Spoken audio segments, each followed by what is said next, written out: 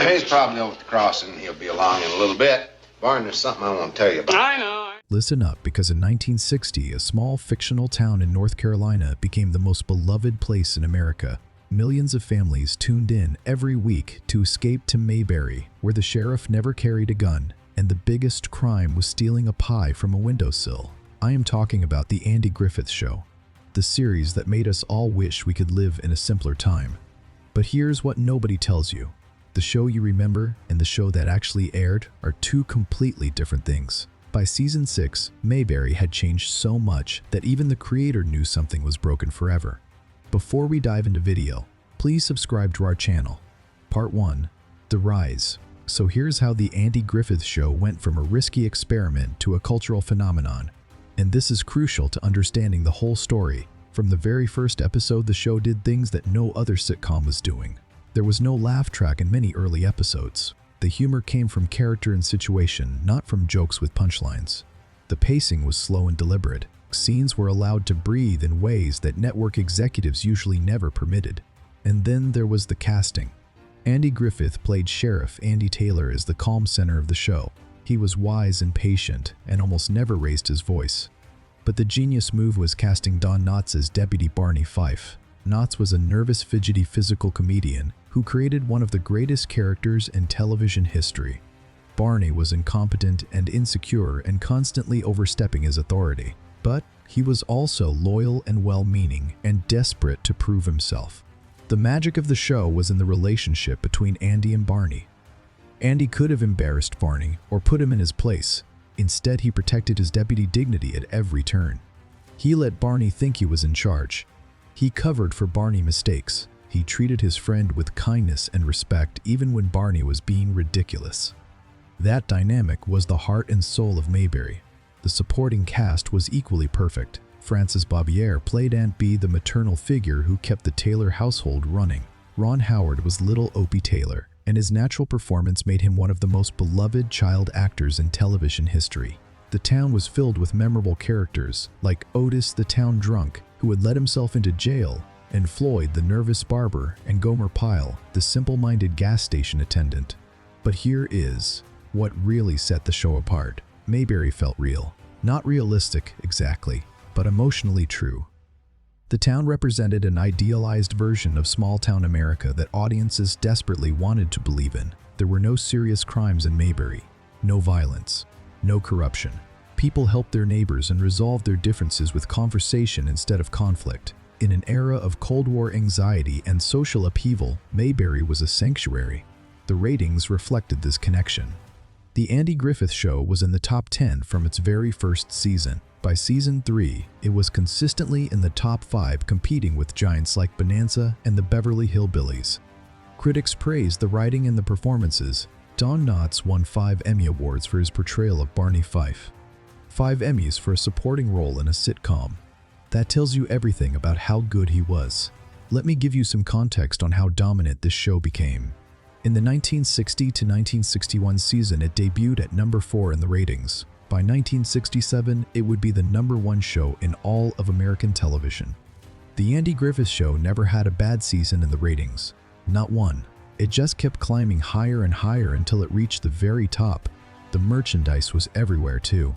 Mayberry cookbooks and Barney Fife dolls and soundtrack albums. The show inspired a spin-off called Gomer Pyle USMC, which became a massive hit in its own right. Jim Nabors, who played Gomer, became a huge star. The Mayberry universe was expanding and CBS was printing money. And here is something that made the show even more impressive. Andy Griffith was not just the star. He was deeply involved in every aspect of production. He helped develop storylines, and he worked with writers, and he guided the tone of the entire series. This was his vision of what television comedy could be. Gentle and warm and meaningful without being preachy. By 1965, The Andy Griffith Show had achieved something remarkable. It was both a critical darling and a massive commercial success. Audiences loved it. Emmy voters loved it. Advertisers loved it. Everything was perfect in Mayberry, but here's the thing about perfection. It never lasts. And behind the scenes, a decision was being made that would change everything about the show forever. Part 2. The departure that changed everything. Alright, So this is where the story gets really interesting. Because the fall of the Andy Griffith Show did not happen when Andy Griffith left in 1968. It happened in 1965 when Don Knotts walked away from Mayberry. And most people do not understand how devastating this really was. Here is what happened. When the Andy Griffith Show premiered in 1960, nobody knew if it would last. Andy Griffith signed a 5-year contract with CBS because that was standard. Don Knotts also signed a 5-year contract. Both men committed to the show through the 1964-1965 season without knowing if it would even survive that long. By 1964, it was clear that the show was a massive hit. Andy Griffith decided to renew his contract and keep going. But Don Knotts was in a different position. He had become a star. Hollywood was calling. Universal Pictures offered him a movie contract that would make him a leading man in feature films. He would star in comedies like The Ghost and Mr. Chicken and The Incredible Mr. Limpid and The Reluctant Astronaut. Knotts faced an impossible choice: stay in Mayberry playing the same character forever, or take his shot at movie stardom while he was still hot. He chose the movies. In 1965, Don Knotts announced that he would leave the Andy Griffith Show after season 5. Barney Fife was moving away from Mayberry. Now here is the part that makes this even more complicated. Andy Griffith had actually told Knotts before this decision that he was thinking about ending the show after 5 seasons. Based on that conversation, Knotts did not renew his contract and made plans to leave. Then Griffith changed his mind and decided to keep going. By the time Griffith made this decision, Knotts was already committed to Universal Pictures. There is some debate about exactly how this communication breakdown happened. Some say Griffith was not clear about his intentions.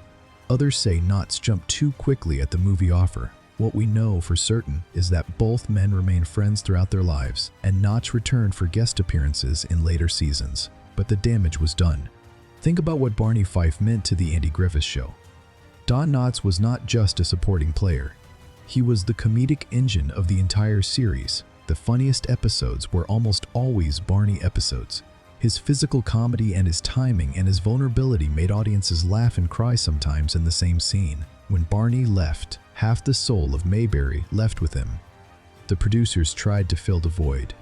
They brought in Jack Burns as a new deputy named Warren Ferguson. It did not work. Burns was a talented comedian, but Warren Ferguson was not Barney Fife. Nobody could be Barney Fife. After 1 season, the Warren character was quietly dropped.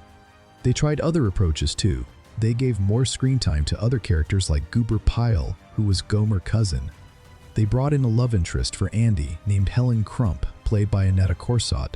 They shifted the focus of the show to different dynamics and different relationships. And here is what makes this complicated to analyze. The ratings did not drop. The Andy Griffith Show remained in the top 10 throughout its entire run. Audiences kept watching even after Barney left. The show that aired from 1965 to 1968 was still successful by every commercial measure. But something had changed. Watch the black and white episodes from seasons 1 through 5, and then watch the color episodes from seasons 6 through 8. They feel like different shows. The early episodes have a warmth and intimacy that the later episodes struggle to match. The comedy becomes broader and more predictable. The gentle character moments are replaced by more conventional sitcom plotting. This is the fall that happened in plain sight. The Andy Griffith Show remained popular, but it stopped being special. It became just another sitcom instead of the unique creation it had been in its first 5 seasons. The magic was not entirely gone, but it was definitely diminished. And here is the thing that makes this even more interesting. Andy Griffith knew it. He could feel the difference, and that knowledge would ultimately lead him to make the most surprising decision of his career. Part 3. Walking away from number 1. Now we have to talk about what might be the strangest ending in television history.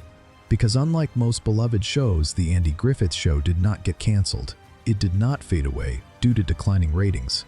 It was the number 1 show in America when Andy Griffith decided to end it. By 1968, the Andy Griffith Show had been on the air for 8 seasons. Despite the changes and the departure of Don Knotts, the show remained incredibly popular. The 1967-1968 season saw it reach the absolute peak of its success. Number 1 in the ratings, more viewers than any other show on television.